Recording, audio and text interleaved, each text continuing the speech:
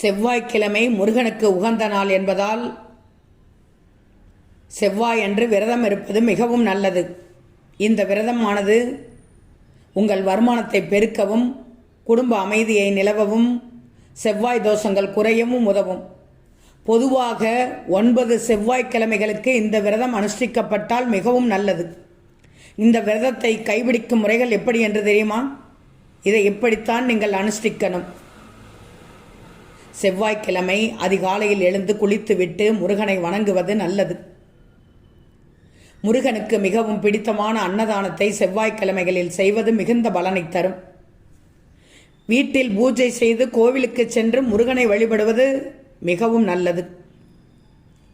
பொதுவாகவே செவ்வாய்க்கிழமை நாள் முழுவதும் உபவாசம் இருந்து மாலையில் முருகனை வழிபட்டு விரதத்தை நிறைவு செய்யலாம். செவ்வாய் தோஷம் உள்ளவர்கள் 9 செவ்வாய்க்கிழமைகள்